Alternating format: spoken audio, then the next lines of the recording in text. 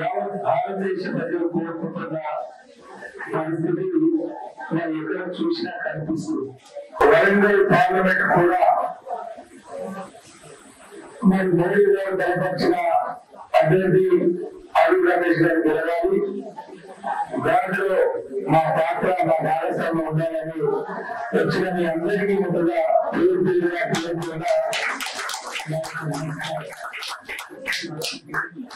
దయచేసి మా బంగాళ బిడ్డలు మీరు ఆలోచన చేయాలి, గమనించాలి.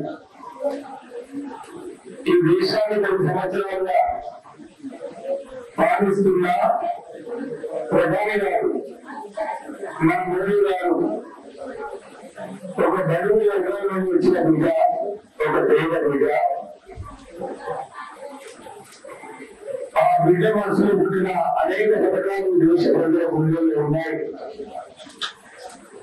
అందుకే మళ్ళీ కావాలని కోరుకుంటున్నారు. సంక్షేమ పథకాలే కాదు, అభివృద్ధి పరంగా లేదా దేశ భద్రత విషయంలో తీసుకున్న నిర్ణయాలు మరి మేధావులు, విద్యావంతులు, యువకులు మరి హర్షించదగ్గ విషయాలు మనకు కనిపిస్తున్నాయి. మరి అందుకనే యువత నుండి మొదలుకుంటే పండు ముసలి వారికి కూడా మరి మోడీ కావాలి అని కోరుకుంటున్నారు. మరి కాంగ్రెస్ విష ప్రయోగాలతో చూస్తున్నారు, ప్రయత్నాలు చేస్తున్నారు, ప్రచారాలు చేస్తున్నారు. దాన్ని తిప్పికొట్టాల్సిన అవసరం ఉంది. ఇవాళ ఎస్సీ, ఎస్టీ, బీసీ రిజర్వేషన్ కోసం కానీ, వారి సంక్షేమం కోసం కానీ, వారి అభివృద్ధి కోసం కానీ మరి ప్రధాని గారు ఆలోచన చేసి ఈ వర్గాలను బలోపేతం చేయాలని ఒక సంకల్పంతో ముందుకు పెడుతున్నారు. మరి దాంట్లో ఎస్టీలు మేజర్ భాగస్వామ్యం ఉంది. మరి ఇప్పటి వరకు మా పార్లమెంట్ పరిధిలో ఉన్న సంఘాలను దయచేసి వెనుకబడిన పెద్దలు కావచ్చు, వెనుకబడిన పెద్దలు కావచ్చు, మరి ప్రతి పనులను కనిపించాల్సిన అవసరం ఉన్నది, ప్రక్రియాల్సిన అవసరం ఉన్నది. సమావేశం పెంచి మోడీ గారు మన బంజారా బిడ్డల కోసం, మన బంజారా జాతి కోసం, మరి రాజకీయ అవకాశాల్లో మన బిడ్డలకు మరి ఏ విధమైన ఆలోచన చేస్తున్నారో కూడా చెప్పాల్సిన అవసరం ఉంది. కాబట్టి దయచేసి ఈ పార్లమెంట్ పరిధి అభ్యర్థిగా మిమ్మల్ని అందరినీ ఒకటే రిక్వెస్ట్ చేస్తున్నా. దయచేసి ఎక్కడ వాళ్ళు అక్కడ మీ బంధువులకు, మీ మిత్రులకు, మీరేమో మరి మీకున్న సంబంధాలు మరి పట్టణంలో మీరుంటే మీ తండ్రులకు వెళ్ళి మరి ఎవరికి వాళ్ళు మీరే అభ్యర్థిగా, మీరే మౌలిగా అనుకుని మరి ప్రచారాన్ని మొదలు చేయాల్సిన బాధ్యత మీకైనా ఉంది. మరి ఎందుకంటే ఈ అవకాశం, ఈ ఉన్న సమయాన్ని వినియోగించుకోకపోతే మరి మోడీ గారు చేసిన కార్యక్రమాలు తండాలకు వెళ్ళకపోతే, తండా వాసులకు వెళ్ళకపోతే, చర్చ జరగకపోతే మరి ముందుకు వెళ్ళలేము. కాబట్టి దయచేసి దీంట్లో మీరు ఇవ్వాలి కావాలి. మరి ఎవరైతే కాన్స్టిట్యున్సీ బాధ్యులు ఉన్నారో మరి మీ స్టేట్ ప్రెసిడెంట్, జిల్లా ప్రెసిడెంట్ మీరందరూ కూడా కొంచెం సమిష్టిగా ఒక ప్రణాళిక తయారు చేసుకొని ముందుకు పోవాలి. మా బంజారా బిడ్డలు ఎడ్యుకేట్ చేయాలి. మోడీ గారి నాయకత్వంలో రేపటి భవిష్యత్తు మా బంజారా బిడ్డలకు బంగారు భవిష్యత్తు ఉన్నాయని నేను మనస్ఫూర్తిగా కోరుకుంటూ మరి 13వ తారీఖు జరిగే ఎన్నికల్లో ఈ ఆశీర్వాదంతో మరి మోడీ గారి టీంలో పనిచేసే అవకాశం కల్పిస్తారనే నమ్మకం, విశ్వాసం నాకుంది. మరి మోడీ గారి నాయకత్వంలో మన బంజారా బిడ్డల కోసం ఒక ప్రత్యేక ప్రణాళిక తీసుకొని వరంగల్ పార్లమెంట్ పరిధినే మన దేశంలోనే ప్రథమ స్థానంలో ఉంచాలనే ఒక ఆలోచనతో ఉన్నాం.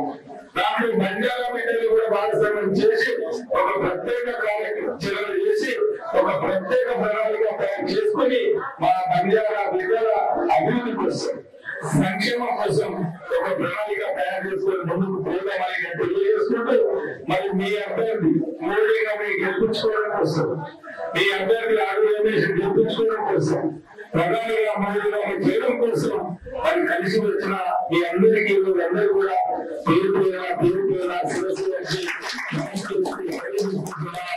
జై హింద్, జై భారత్, జై తెలంగాణ.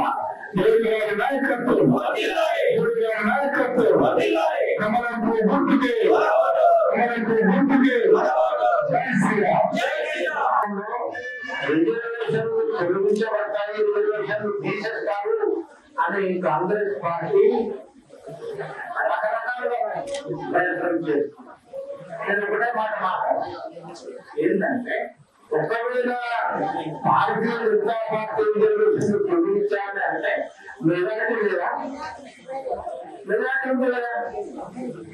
అయితే ఈ మెజారిటీని మనం సద్వినియోగం చేస్తున్నాం. అగ్రవర్గంలో ధనవంతులలో పేదవాళ్ళు ఉన్నారు భారతదేశంలో.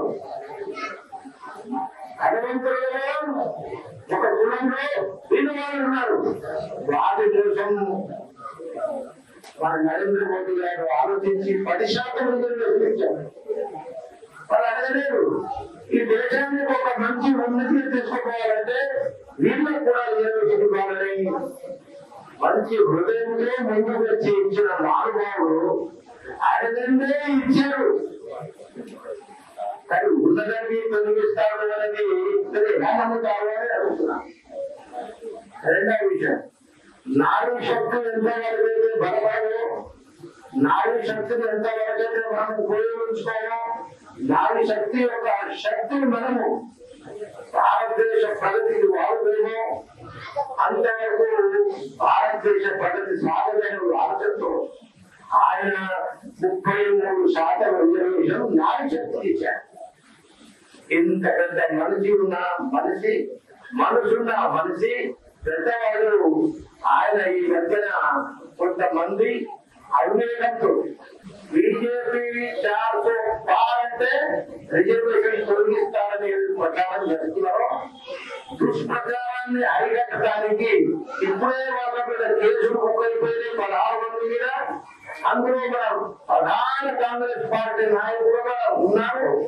అయితే మీరు అర్థం చేసుకోవచ్చు, దీన్ని మేము గెలవడం సాధ్యం కాదు అని నిర్ధారణకు వచ్చి ఏదో రకంగా వీళ్ళ యొక్క మెజార్టీని తగ్గించడానికి ప్రయత్నం చేయాలా అనే ఉద్దేశంతో ఉన్నారు. అట్లాంటప్పుడు వాళ్ళు రిజర్వేషన్ తొలగించడమే వాళ్ళ లక్ష్యంగా వాళ్ళు పనిచేయడానికి మనం ముందుకు పోతున్నామని ఒక ప్రచారం చేస్తారు. అది అబద్ధమే. రిజర్వేషన్ తొలగించే ప్రక్రియ లేదు. అట్లాంటి ప్రక్రియ ఏదైతే భారత రాజ్యాంగాన్ని రాసింది గౌరవనీయులు బాబాసాహెబ్ అంబేద్కర్ గారు, వారు ఎక్కడ ఉన్నారు ఈ కమ్యూనిటీని తొలగించాలా, ఈ జాతిని తొలగించాలా అని అంటే ఎక్కడ కూడా తావు ఇవ్వలేదు. ఇంకో విషయం ఏమన్నారంటే, మన నాయకుడు ఏమన్నారంటే, ఎంతవరకైతే వీళ్ళు బాగుపడవు మీరు బాగుపడుతుందే బాగుపడదు అంటే మాట్లాడితే ఉన్నవాళ్ళు కూడా కష్టపడతారు. బాగుపడరు ఎంతవరకైతే వీళ్ళు బాగుపడరు అంతవరకు రిజర్వేషన్ కొనసాగిస్తారు. భారతీయ జనతా పార్టీ చేస్తున్నారు. భారతీయ జనతా పార్టీ ఈ రిజర్వేషన్ ఎంతవరకు కొనసాగిస్తారంటే ఈ ఎస్సీ ఎస్టీ బీసీలు బాగుపడేటంత వరకు కొనసాగి. అయితే ఎందుకు బాగుపడడం లేదంటే 60 సంవత్సరాల కాంగ్రెస్ రాజ్యంలో ఉన్న 6% రిజర్వేషన్ లో 2% నింపితే మిగిలిన వాళ్ళకి అవకాశం లేదు. ఇప్పుడు మనం 10% ఉన్నాం. గతంలో ఉన్న గవర్నమెంట్ 10% రిజర్వేషన్ ఇవ్వాల్సింది 9 సంవత్సరాల తర్వాత 4% పెంచి చేసుకుని వచ్చింది. అది రిక్రూట్మెంట్ ఒకటి కూడా చేయలేదు. అట్లాంటి ప్రభుత్వాలు మన వాళ్ళు గిరిజనులందరూ ఏకమై తుంగలో తొక్కేసి ఈ రోజు వారిని ఇంటిగా కూర్చొని పెట్టి ఆ పార్టీ టిఆర్ఎస్ పార్టీ ఆదాన్ని మీకు పరిచయం. అదేవిధంగా కాంగ్రెస్ పార్టీ ఈ రోజు లంబాడీలకు ఎంతైతే న్యాయం జరగాలో పని జరగాలో ఆ పనిని చేయకుండా ఒక కనీసం మంత్రి పదవి ఇవ్వకుండా ప్రతిపాదించాలంటే అట్లాంటి పార్టీకి లంబాడీలు మద్దతు చేయకూడదని నేను విజ్ఞప్తి చేస్తున్నాను. లంబాడీలు అంటే సామాన్యంగా కష్టజీవులు కనుక ఇవి కష్టాన్ని గుర్తించిన నరేంద్ర మోదీ గారు మహారాష్ట్రలో 593 కోట్ల రూపాయలతో సంత్ సేవాలాల్ మహారాజ్ నగారా భవన్ లో మందిరాన్ని నిర్మించడం జరిగిందని విజ్ఞప్తి చేస్తున్నాను. అదేవిధంగా సంత సేవాలాల్ మహారాజ్ యొక్క జయంతిని ఢిల్లీ నగరంలో ఏర్పాటు చేయడం జరిగింది. బాబా నఫీషా బంజారా జయంతిని 2 సార్లు ఢిల్లీలో ఏర్పాటు చేయడం జరిగింది. మన యొక్క సాంస్కృతిక కార్యక్రమాల శాఖ మంత్రి గౌరవనీయులు మరి కిషన్ రెడ్డి గారి ఆధ్వర్యంలో కార్యక్రమం జరిగింది. నేను అంటున్నా ఏంటంటే మన సంస్కృతిని గుర్తించి మనం గుర్తించి మన నాయకులను గుర్తించి ఇంత పని చేసిన భారతీయ జనతా పార్టీ ఎన్నడూ మనకు అన్యాయం చేయదని ముందే మనం చేస్తున్నాం. కానీ ఈ ప్రాంతంలో సాయుధ పోరాటంలో 1946 నుంచి 51 లో పోరాటం చేసిన భానునాయక్ ఉద్యానికి ఒక్క రోజైనా ఈ బీఆర్ఎస్ నాయకుడు పూర్వకంగా చేసినావా అని అడుగుతున్నారు. ఈ కాంగ్రెస్ నాయకుడు ఎందరైనా భానునాయక్ గారి విగ్రహానికి పూర్వకంగా వేసినారా అని అడుగుతున్నారు. అయితే గిరిజన సంస్కృతిని కాంగ్రెస్ వాళ్ళు బీఆర్ఎస్ వాళ్ళు మర్చిపోయారు. కానీ భారతీయ జనతా పార్టీ మర్చిపోలేదనే విషయాన్ని మీకు